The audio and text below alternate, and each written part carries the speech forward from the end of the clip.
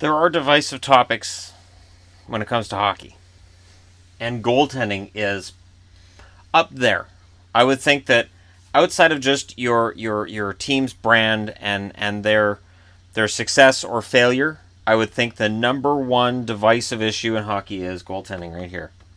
At the start of the year, Corey Crawford, there was an article posted in Hockey News about Crawford's numbers, and they said, well, Crawford's numbers are where they are because look who he plays for. He plays for the Blackhawks, so of course he's got good numbers. Crawford gets hurt, Chicago falls out of the playoffs. Roberto Luongo, drafted first overall by the New York Islanders by Mike Milbury in a smart move. First year in the NHL, plays 24 games, 7 wins, 14 losses, and a tie. I have not separated the ties and the overtime losses from one another when the ties went away. Doesn't matter. I just view them the same, so I've added them together as if they're the same, just for this video, just to save space and time. 3.25 goals against average, 904 save percentage, and a shutout. Not great numbers, but he was playing for the Islanders, and the Islanders were one of the worst teams in the league at the time. So, there was a view that Luongo was on his way.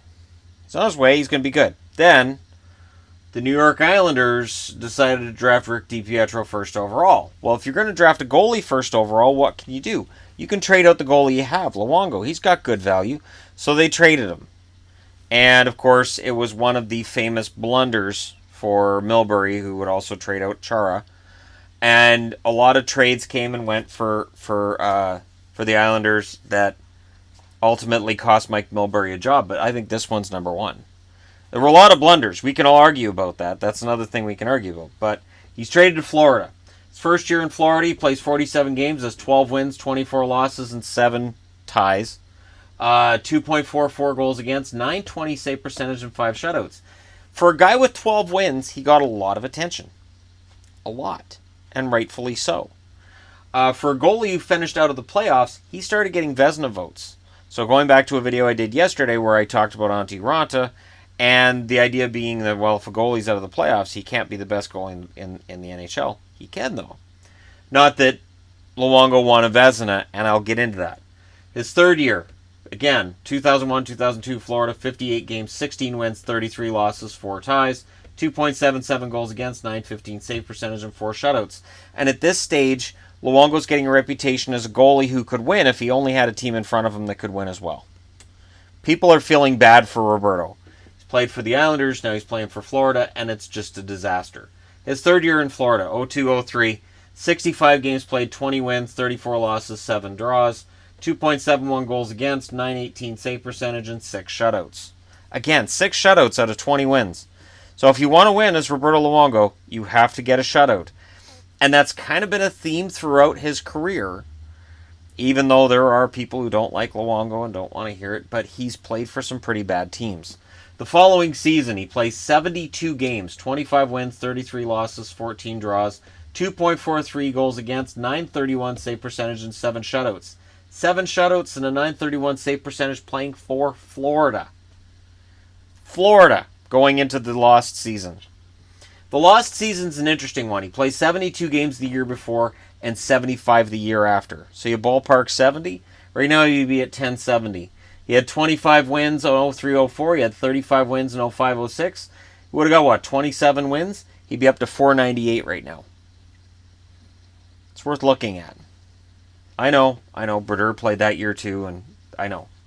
But my point being, as great as his career's been, just think if there weren't lockouts, how much more he would have got. His last year in Florida, 05-06, after the lockout, 35 wins, 30 losses, 9 draws, 2.97 goals against, 914 save percentage, and 4 shutouts. This season, it was believed that he was gassed. By the end of the year, his numbers had started to drop a little bit, but Florida was playing him to death. They didn't have any other option. He almost dragged them into the playoffs that year, and Florida responded by trading him to Vancouver. And at the time, when I heard Dave Nonis made the trade, and I heard who went the other way, I went, Ald? Bertuzzi. Seriously?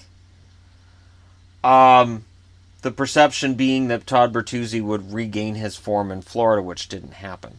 Once Todd Bertuzzi lost his form, it was gone. And it was gone before the infamous punch. But we're not here to talk about that.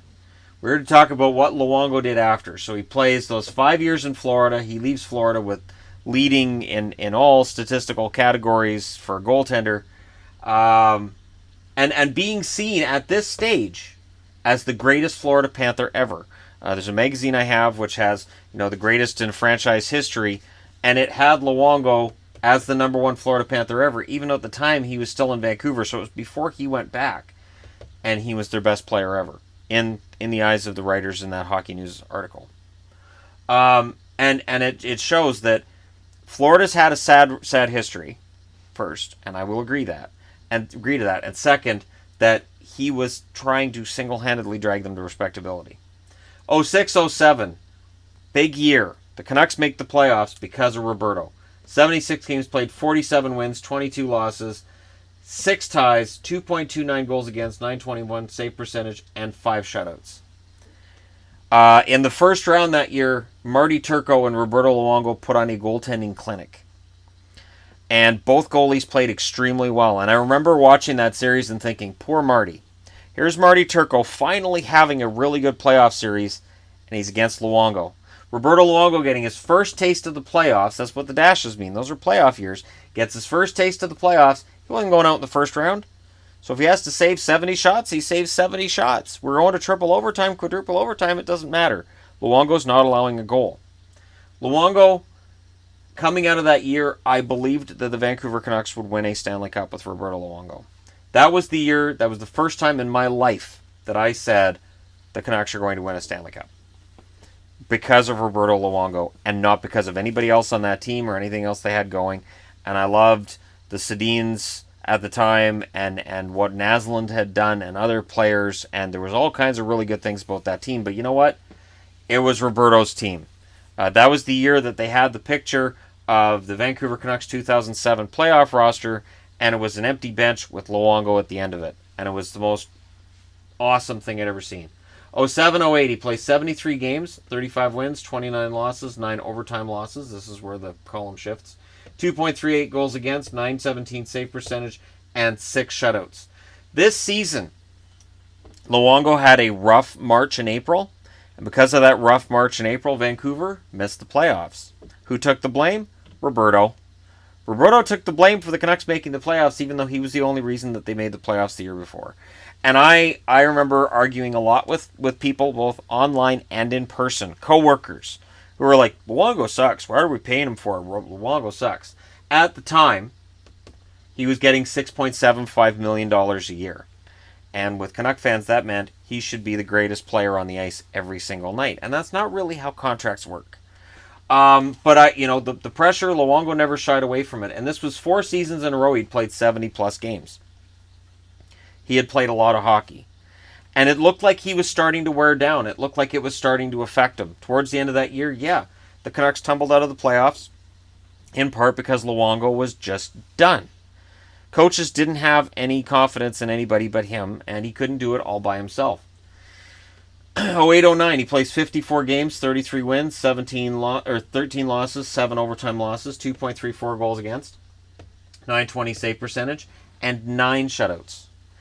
But the 54 games are not because he rested more, it's because he got hurt. And this is where we started to learn that when Luongo gets hurt, he tries to fight through it and he tries to play through it, which is admirable. It's admirable to have a guy who goes, you know what, my ankle's kind of fudged, but you know what, I'm going back on the ice because the guys need me. But when you're not at your peak and you're hurting yourself later, which is, I believe, what happened that year. 09, they go in the playoffs, and of course, Chicago beat the hell out of Luongo. I still, to this day, believe Luongo's lateral movement wasn't right. That he'd still been nursing injuries from earlier in the season, and he came back too quick, and he's like, I'm good, let me just play. And I think that cost him. Also the Blackhawks they knew how to beat Vancouver's defense. Vancouver's defense was never fantastic. It was very good. It was top 10 in the league for a long while, but it was never great. And Luongo could only cover for that defense for a certain period, and then after that he couldn't. The following season, 09-10, 68 games played, 40 wins, 22 losses, 4 overtime losses, 2.57 goals against, 913 save percentage, and 4 shutouts. And again, they get shelled by Chicago in the playoffs. 2 years in a row, Chicago beat the living crap out of Luongo. And again, once Chicago knocked Vancouver out of the playoffs that year, it wasn't can Vancouver beat the Hawks, it was can Luongo beat the Hawks. It was Luongo's not good enough to beat the Hawks. So Luongo that second year in a row, and I tell you, 2010 again, I found myself arguing a lot. There were a lot of and again, I know there's gonna be people who say, well, Luongo's great and he's fantastic, what a great career. Year to year, Vancouver fan base was, this guy's making $6.75 million. $6.75 million. And then September 2nd of 2009, so before that 09-10 season, he signed a 12-year extension. So yeah, people were just livid. They were like, we got to put up with this guy for 13 more years? I heard that a lot. We have to put up with this goaltender for 13 more years? He's no good. He sucks. He sucks. He's crap. And up until the time, and I remember when he got traded, seeing people post on the various social media, I'm so glad he's gone. This is going to be so much better now. Yeah, how are things in Vancouver now? Oh, God. But yeah, the 10 season ends with, again, him being shelled by Chicago, and it was starting to get to him. 2011, 60 wins, 38 wins, or 60 games, 38 wins, 15 losses, 7 overtime losses, 2.11 goals against, 928 save percentage, and 4 shutouts.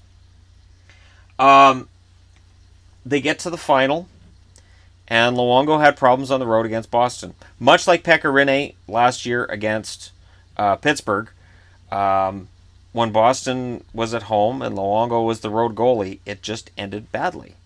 Really, really, really badly. And there was some talk in Vancouver at the time of maybe it's time to give Corey Schneider a road start. And I was one of the guys who was in favor of that. Going to Game 6, I'm like, you know what? Put Schneider in net. Throw Schneider in net. It may throw Boston off. Boston may have to adjust to the other goalie, and maybe you guys can get to Tim Thomas, because I was cheering for Vancouver in that final. But Luongo played the Game 6. I understood why. I totally got why Vigneault left him in for Game 6, because you don't want to tell your goalie you don't have faith in him. But that's where it started. That's where the cracks really started in the Canucks fandom. That final. Luongo puts up 5 shutouts in the playoffs that year, and yet, even though he's got 5 shutouts out of his 15 wins, there was a lot of rumbling about it's time to get rid of him coming out of 2011. He had a deal for 12 years that paid him $5.33 million under the cap. He made $10 million in 2010-2011. That contract dips next year to $3.382 million. In 2019-2020, it dips to $1.61 million. And in 2020-21, it dips to $1 million, which is why a lot of us believe he will retire before the end of that contract. This contract wasn't designed to make him play for 12 more years. It was designed to get around the salary cap. Mike Gillis was trying hard to get around the salary cap and keep everybody happy. He wanted to keep the entire team together, and in order to do so, the Luongo contract was a cheat. I mean, it starts at $10 million a year and ends up at $1 million a year. But the average is $5.33 million. So see what I did there? Yeah. And that's why I have, I think maybe he would retire, because he only gets $3.3 million next year, and I will get to that as well. Because it's not just, he's not making money, so he's going to quit. There's more to it than that. 2011-2012, he plays 55 games, 31 wins, 14 losses. 8 overtime losses, 2.41 goals against, 919 save percentage, and 5 shutouts. And this is where Armageddon starts. Corey Schneider started stealing starts. Schneider looked like the better goaltender. In the playoffs, Schneider played. And by the time they went back to Luongo, because the series wasn't going in their favor, it was too late. That 2012 Vancouver Canucks team finished first overall and lost in the first round. Very nearly got swept out of the first round, which would be a first time that's ever happened. For Vancouver, the writing was on the wall. But we had a lockout. Coming out of the lockout season, Luongo plays 20 games, 9 wins, 6 losses, 3 overtime losses, and 256 goals against average, 907 save percentage, and 2 shutouts. And this is when a lot of people, myself included, said, is he the backup? Are we paying a cap hit of $5.33 million to a guy who's going to be the backup for the rest of his career? And Luongo didn't want to be a backup. Luongo very clearly wanted to play and believed he was still a starter. But his numbers were trending down at a time in his life when that tends to happen. You know, he's in his mid-30s. Even for goalies, they start to take that bit of a nosedive. And definitely the loud, cackling minions of people who wanted to see him gone got louder. 13-14, he plays 40 games for Vancouver. This is the John Tortorella season.